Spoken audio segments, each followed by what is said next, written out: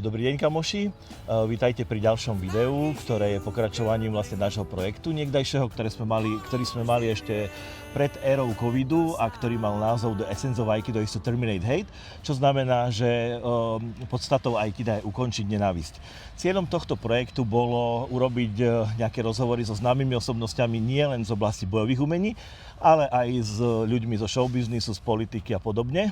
A podarilo sa nám niekoľko pekných vecí a teraz to vlastne naviažeme. A ešte raz vitajte pri ďalšej epizóde. A dnes je tu so mnou textár z našej legendárnej kapely Elan, autor megahitov, ako sú skladby 1001 krát, Odkazovač, Orol, Otázniky, Najvyšší čas a aj poslednej skladby, ktorú kapela Elan vydala s názvom Zavolaj mi. Je tu s nami Juraj Soviar. Juraj, čau. Ahoj, čauko. Ďakujem ti veľmi pekne, že si prijal pozvanie do tohto nášho projektu, do tohto videjka. Juraj, mám na teba takú prvú otázku, takú obligátnu. Prosím ťa, robil si niekedy nejaké bojové umenie, keďže toto je projekt v rámci Aikida bojového umenia? Stretol si sa niekedy s bojovým umením alebo s filozofiou bojového umenia? No, skôr s takým krčmo bojovým umením, lebo pár takýchto bitiek som našťastie, chvála Bohu, prežil. Ale čo sa týka bojového umenia, zvlášť špeciálne Aikido, mám veľmi dobré spomienky ako novinár v roku 1992 alebo 3. Som mal možnosť spoznať dosť vážneho majstra Aikida, tuto volá sa Feďo Čuperka. A oni mali v Vimke, mali takože stredisko, také akože tam toto. A bol som s nimi aj na sústredení na Martinských holiach.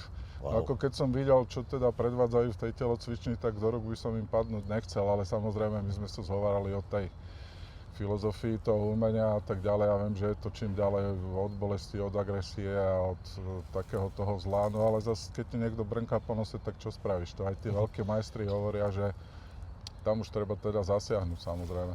No je to o práci na sebe samom, o takom tom, nie že duchovnom rozvoji, to je príliš silné slovo, ale to, že aspoň sa naučíš akému takému sebaovládaniu, pretože ja mám veľmi krátku zápalnú šnúru. Aha, no a to je, rozumiem. Našťastie ma už teraz krotí moja manželka, čiže napríklad veľmi často nejako rýchlo dosť vybuchnem, no a respektíve keď do nej niekto narazí, vrazí alebo tak, keď sú ľudia, tak by som chcel okamžite zasiahnuť. Ale no zase treba si dávať pozor, lebo my nevieme, kto ten dotyčný človek je. Či nevyťahne nejakú zbraň, alebo proste ako sa zachová, zvlášť na verejnosti je to nebezpečné. Áno. To je presne takisto ako keď ideš s niekým piť, tak musíš vedieť, s kým piješ, lebo vtedy sa prejavujú tie buď najlepšie, alebo najhoršie vlastnosti. Čiže to je, tak to je, no. A potom ešte s jedným som sa stretol, on sa volá Rastio Mraz a on je svetový veľký majster karate. A tiež hovorí takto to isté. Inak títo majstri, títo ľudia, oni to nemajú napísané na čele. Oni sú takí veľmi nenápadní, takí skromní, dosť až utiahnutým dojmom pôsobia niekedy. No ale tak zase hovorím, že padnúť do rúk by im človek nechcel. Hoci oni to nepraktizujú, oni nie sú agresívni útočníci v zmysle tej filozofie a dokonca som sa dozvedel, že ak by to niekto nejakým spôsobom začal zneužívať alebo že by to porušil, tak za to sú nejaké veľmi prísne nejaké postihy, dokonca možno aj vylúčenie z nejakých klubov alebo tak. Čiže to je vlastne proti tým pravidlám toho celého. Áno. No. Takže pomerne bohaté skúsenosti máš? No, veľmi dobré zážitky. Ono, ja som do týchto filozofií neprenikol nejako veľmi hlboko. Zo pár týchto umení som si niečo zobral, takže som si o tom niečo rokmi prečítal, ale že by som to ja ako fyzicky nejako praktizoval. Tak ma veľmi teší, že máš práve s bojovým umením Aikido takéto zážitky a takúto skúsenosť. Super. Môžeme prejsť na ďalšiu otázku, prosím ťa? No, jasne. Už by som sa chcel dotknúť tvojho umenia teraz, nie už umenia boja, ale to je to, že píšeš texty a píšeš skvelé texty, si naozaj podľa mňa jeden z najlepších textárov, akí tu kedy boli. Prosím ťa, ako to celé začalo? Čo ťa viedlo k tomu, aby si začal písať pesničkové texty? To bolo v podstate už počas môjho štúdia na gymnáziu, že som tak nejak v sebe vypozoroval, že by som to aj mohol vedieť niekedy.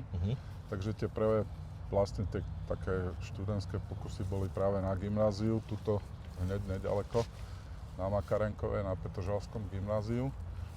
Tam sa mi venovala jedna skvelá pani profesorka Vierka Eliášová. venovala sa tej mojej tvorbe. Ja som sa v 3. ročníku na gymnáziu prihlásil na takú súťaž mladých začínajúcich básnikov, textárovanie, ale skôr básnikov. A tam boli v porote dvaja veľmi významní ľudia, literáti, to bol Vojtech Kondrot a Jožo Urban. No a hlavne s Jožom Urbanom som sa dal teda do kontaktu, to, že mi on prišiel vlastne do života, tak to bolo pre mňa veľmi zásadné, pretože my sme spolu trávili veľa času, prežili sme spolu tak intenzívne takých 8 rokov. No až bohužiaľ on sa zabil, teda tragicky zahynul. Ale on mi vlastne dal také tie základy. Vytipoval mi poéziu, ktorú mám čítať, ktorých autorov a tak ďalej. Tam trebuješ veľmi veľa čítať. A potom samozrejme postupne preniknúť do tých zásad toho remesla textárskeho, lebo aj to má svoje určité pravidlá. No a keď máš na to ten talent, tak na tom treba pracovať. No a potom ťa hodia do vody zrazu a prvý ten ponor do tej veľkej vody bol práve Elan. Wow. Čiže tam som sa učil vlastne plávať postupne. Super. Juraj, dovol mi teraz opísať krátko taký môj príbeh. Ja počúvam Elan naozaj od malého chlapca, za čo vďačím svojmu otcovi, ktorý mi ako malému chlapcovi, alebo nám deťom, ja mám 2 sestry, tak nám kúpil 2 platne, LP platne, a to boli Hodina slovenčiny a Detektívka. A odtedy to so mnou ide. Ale chcem ti povedať to, že keď som prvýkrát počul tvoju skladbu 1001 krát, bolo to pre mňa také, že wow, to som ešte nemal CDčko, počul som to z rádia a veľmi sa ma to dotklo. Nechcem povedať, že ináč než predošlé texty. Myslím, že tá hodnota tam je obrovská vo všetkých textoch a ľudia s tým žijú, národ žije s pesničkami Elanu, ale tá sa ma naozaj tak dotkla a mal som z nej taký veľmi, v pozitívnom zmysle slova, veľmi silný pocit, taký, že wow, toto je fakt mega skladba.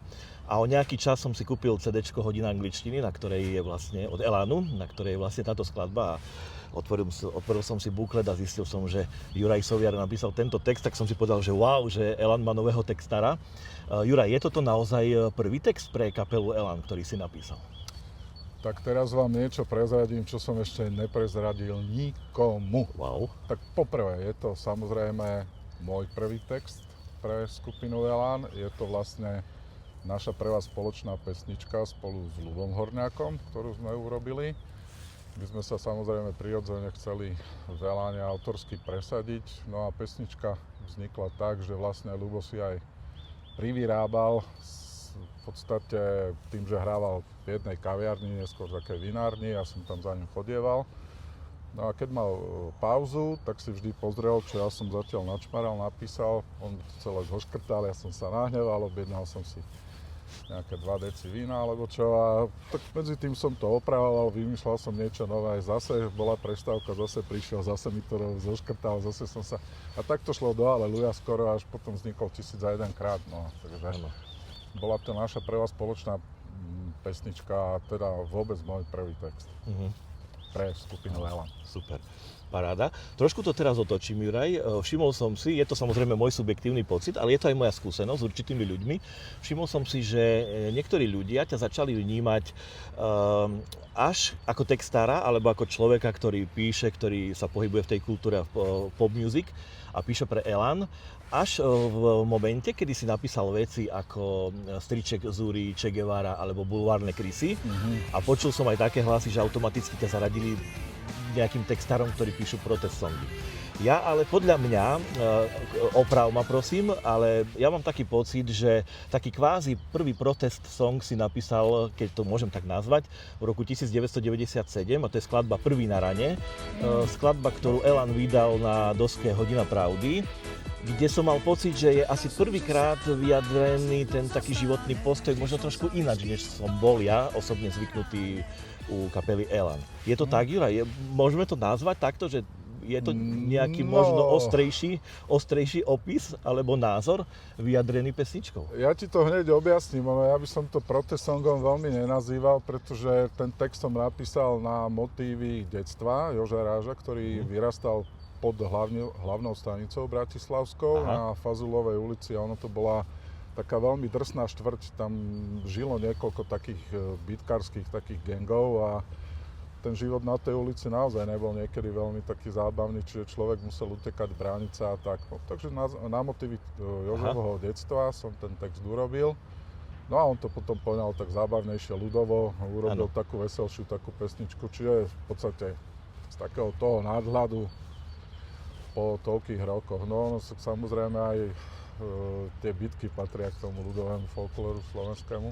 Áno. Čiže bolo to také zábavné, protest song to vlastne nie je to iba vykreslenie časti jeho detstva. V tomto zmysle, že aj on potom, myslím, že začal robiť karate, takže už sa dokázal aj viac brániť, čiže už toľko ani nedostával ako dovtedy a tak.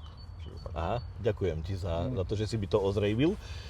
Juraj, jak som povedal aj o skladbe 1001 krát, že sa ma tak silno dotkla v pozitívnom zmysle, tak mňa sa naozaj tvoje texty dotýkajú a to v tom zmysle, že mám taký ten pocit, že je tam taká túžba a také želanie, naozaj úprimné želanie, aby sa svet stal lepším, o čom je vlastne tento projekt a preto som ťa poprosil o tento rozhovor a ešte raz preto som aj vďačný, že si tu došiel. A tak úplne špecificky vnímam tvoju skladbu s názvom Uchom ihly, ktorú Elan vydal na doske Živých nás nedostanú. A ja si, odkedy ju Elani vydali, tak ja si každý rok na začiatku kalendárneho roka do pracovného diára na prvý papier napíšem 4 veršie z tejto skladby. A toto, že cesta má odbočky a jamy a kvety, ktoré pokryl prach, na nocľah stačí trocha slamy, na skutky iba misky váh. Toto je pre mňa jeden z najsilnejšie verše, aké som kedy čítal ohľadom možno takej spojitosti bojového umenia, kultúry, pop music a tak ďalej. Juraj, možno tam trošku cítim až takú beznádej, že svet sa niekam rúti, kde to možno nemusí byť pre nás až tak dobre. Prosím ťa, máš taký ten pocit, že je to, prepáč za výraz, že prepitujem, že je to horšie než možno v 90. rokoch, alebo že ľudia zabudli na nejakú pokoru, že ľudia zabúdajú, že cesta je cieľ a že vytracajú sa podľa teba také tie základné atribúty slušného správania? Tak tie 90. roky, keď to mám prirovnať, keď už si použil to prirovnanie, ono to zlo a všetky tie negatíva v ľuďoch boli vždy. Keď to teda prenesieme už na tie 90. roky, bolo to viditeľné, pretože tu sa diali veci, že lietali auta do vzduchu a rôzne vraždy a tak ďalej. Ale ak ste si to všimli a určite ste to postrehli za uplynulé roky, veľmi dobre viete, čo sa dialo v rokoch 20 až 23. Čo na nás všetko bolo aplikované a tak ďalej. A všetky tie zlé, negatívne vlastnosti ľudí sa začnú vyplavovať na povrch v krízových okamihoch. Vtedy sú najviditeľnejšie. Teraz si pozri to, je to tak viditeľné, že sa s tým stretávaš dennodenne. Čo s tým? Tak my neovplyvníme všeobecne to, čo sa vo svete deje. Teraz zase vznikol ďalší obrovský konflikt a tak ďalej. Čiže toto ovplyvniť my, bežní ľudia, určite nevieme. Ale je tu cesta, aby sa ľudia začali k sebe správať ako lepšie, pretože ten život je veľmi krehký. My tu nemusíme byť zo dňa na deň, z minúty na minútu. Môže sa stať čokoľvek. Sami medzi sebou, v rodinách, medzi kamarátmi, priateľmi, alebo vôbec, keď ideš niekde po ulici niečo vybaviť, keď ideš na nákup, keď nastúpiš do autobusu. Toto vidím denne, že tej bezohľadnosti je viac ako dosť. Už to presiahlo všetky možné zdravé hranice, ale ak ľudia začnú sami od seba, každý jednotlivec od seba sám, že si uvedomí, že tadiaľ naozaj cesta nevedie, tak by to mohlo byť aspoň o ten kúsoček lepšie.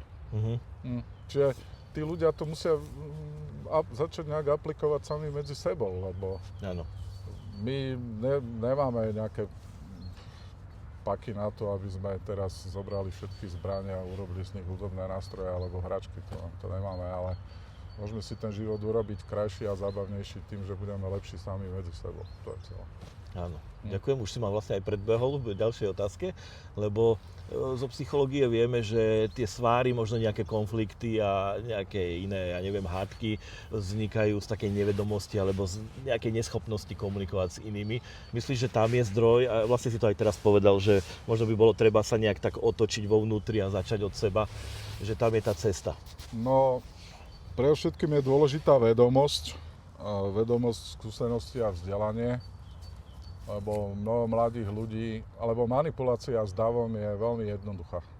A proste, ak nemáš vedomosti, ak nemáš nejaké skúsenosti a určitý typ vzdelania, napríklad v histórii, tak si necháš nahúčať do hlavy hocičo. Ovplyvňuje ťa to veľmi zlým spôsobom. Čiže aj troška toho vzdelania by bolo treba pobrať a menej povrchnosti, lebo ľudia žijú veľmi rýchlo, veľmi povrchne. Dnes si dokážu prečítať maximálne 4 riadky, alebo leták z obchodu.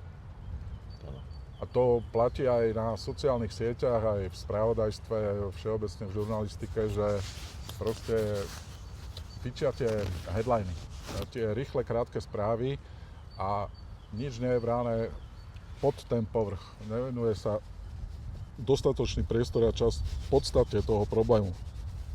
To je celé, čiže ty si prečítaš povrchne jeden riadok a tým pádom to pre teba hasne a ide to mimo teba. A tak ti môže niekto navaliť do hlavy samé hlúposti bez toho, aby si to ty overil a jednoducho potom začneš tie bludy a nezmysly šíriť ďalej. No a z toho potom vzniká nenávisť, lebo jeden skvelý grécko-katolícky kňaz, je to aj spisovateľ, český volá sa Max Kašparu, a ten povedal, že tá spoločnosť nie je rozdelená, ona je totálne rozbitá na padavť, úplne na prach. No a tým pádom, že sa ľudia delia na takých, onakých, neviem akých, čiže tam je aj tá určitá miera tolerancie si vypočuť jeden druhého, ľudia spolu nekomunikujú osobne, nedokážu jeden druhého počúvať. Vrieskajú si len to, čo im niekto nalial do hlavy. A toto zvlášť platí u mladých ľudí, ktorí ešte nemali možnosť pobrať toľko vzdelania, aby sa nechali opiť blbostiami, úplnými hlúpostiami, jednoducho. Niekto tie dejiny otočí, prekrúti, otočí jednu správu o 180 stupňov, niečo vytrhne z kontextu a oni si to zoberú za svoje. Len preto, že to povedal nejaký nevzdelaný blb. A už to ide ďalej. A už sa to šíri ďalej, Dokonca som nedávno čítal jeden taký skvelý výrok svetoznámeho spisovateľa Umberta Eka, že tie sociálne siete vlastne vznikli, pretože tam dostávajú priestor totálne nevzdelaní hlupáci. Viac ako držitelia Nobelovej ceny. Ľudia na tých sociálnych sa skryjú za tú sociálnu sieť a začnú sa tam hádať a trepať blbosti, hoci kto si otvorí hociaký profil, naleje tam somariny, bludy, nezmysly, kopec nenávisti ti hneď ti vynadá určitá skupina ľudí inak nejako, dajme tomu, že názorovo nejak orientovaných, alebo proste neviem čo, a je to proste katastrofa. Čiže aj tie sociálne siete sú už veľmi dávno asociálne. 1% možno z nich slúži dobrej veci, to máš ako so všetkým, že keď ľudský mozog niečo vymyslel, tak hneď to bolo okamžite zneužité. No a sociálne siete sú o tom istom, že ľudia si nezoberú do rúk nejakú normálnu, poriadnu knihu. Nastúpiš do električky, všetci proste toto. Ide oproti tebe ženská po chodníku, normálne drbne do teba, lebo proste jednoducho čumí do mobilu. Ona sa nepozerá na to, že niekto kráča oproti nej. Ešte majú sluchadlá niekedy. A ešte majú aj sluchadlá, no tak sú potom spôsobované rôzne úrazy a tak. Dokonca aj, že tí ľudia aj ich zabije električka, alebo tak. Čiže to je katastrofa. Čiže odhodiť tie mobily, to máš presne ako tak, že deťom dali drogu a teraz sa im ju snažia zobrať. No tak ako im ju vezmeš? To legislatívou ťažko. To potom pôjdu ešte viac. No, tak zakázané chutí najviac, takže keď im to budeš zakazovať, tak to je s tým mozgom tie mobily robia strašnú šarapatu. Ja ho zdvínem, iba vtedy zoberiem ho do rúk, keď mi niekto telefonuje, alebo keď potrebujem ja zavolať manželke a tým to hasne. A akože ja Áno. Nevyhľadávam tam nejaké, alebo že by som do toho išiel po ulici a čumal do toho ako somár nejakých, že proste... Tak toto je už cez čiaru, to áno. No isté, že so všetkým treba narábať nejako rozumne a využívať to na rozumné ciele. Áno, súhlas. Takže toľko k tomu, no. Ďakujem. Juraj, na záver, tak pozitívne. Jedna z posledných vecí, ktorú si urobil pre Elan, je skladba s názvom Znova sa ma dotkni. Zase dovoľ mi trošku také mojej subjektivity. V tej skladbe je niečo naozaj nádherné. Pre mňa je to niečo mega silné, čo sa ma strašne dotýka. Nedokážem ju vypočuť raz. Stále si ju dávam na repeat, či je to v aute alebo doma. 5-6 krát to je u mňa bežné. Neviem sa jej nabažiť. Prosím ťa, ako vznikol ten klenot, ako vznikla tá skladba a čo je za tým, keď môžeš niečo k tomu na záver, že ako môže vzniknúť taký mega hit pre mňa v mojich očiach. No, či to bude až tak celkom pozitívne, to neviem. Ono v podstate o tejto pestičke má asi také najväčšie právo hovoriť ľubohodne, lebo je to... Ten text som písal, v podstate ten text je urobený na pamiatku jeho žiaľ nebohej manželky Andrej, ktorá podľahla veľmi ťažkej chorobe. A ten text sa písal veľmi ťažko, no. Čiže, ale zase na druhej strane veľa ľudí si túto pesničku dalo napríklad ako svadobnú. Napríklad aj ja. Teda nie s mojou manželkou, ale... Tak to je, prepáč, to je možno to, čo cítim aj ja, že vyslali ste, je to smutné. Sú tu také dva protipóly na jednej jadro, ten príbeh je naozaj, alebo motív, prečo tá pesnička vznikla. To nás mrzí, na základe čoho to vzniklo. Ale zase na druhej strane to má aj ten veľmi pozitívny náboj. Ale vyslalo to neskutočne pozitívny náboj, áno, to som chcel povedať. Že vlastne v podstate, ono to má už nejak tak 3,5 milióna, tuším, zhliadnutí, pozretí, alebo... Áno, sledujem, že na toto bol neskutočný ohlas. Na dané pomery je to naozaj vynikajúce a my sme veľmi rádi. Je tam veľmi veľa, tam tisícky veľmi krásnych pozitívnych ohlasov na to a to nám robí radosť. Čiže ono sa to tak vyvážilo v podstate. Takže je to tak, že ešte raz opakujem, že mrzí ma tie okolnosti, za ktorých to vzniklo, ale vyslali ste krásnu energiu, krásnu, perfektnú, dobrú, pozitívnu energiu vonku medzi ľudí. Ja to tak vnímam, je to super.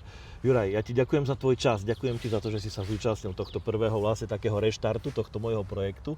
Ďakujem, Maja. Ďakujem za to, že naozaj, že si našiel tých pár minút, ďakujem ti za perfektné odpovede. Už teraz mi to veľa dalo, teším sa na zostrih, teším sa na to, keď to uvedieme vonku. Prajem ti všetko dobré, prajem ti zdravie, prajem ti dobrú energiu, veľa ešte dobrých textov, nech nás teší Elan s tým, ako spolupracujete a ja verím, že ešte prídete s nejakým megahitom a všetko dobré do ďalších dní a maj krásne dni a naozaj nech sa ti darí. Dobre. Ďakujem veľmi pekne, Juraj. Veľmi pekne ďakujem. Aby sme to zakončili naozaj tak veľmi pozitívne, tak nová pesnička je na obzore a už onedlho. Tešíme sa všetci. Ďakujem, Juraj, ešte raz. Opäť sme ju urobili s Ľubom Horňakom. Teším sa už teraz. Dobre. Ďakujeme. Díky, majte sa. Ahojte.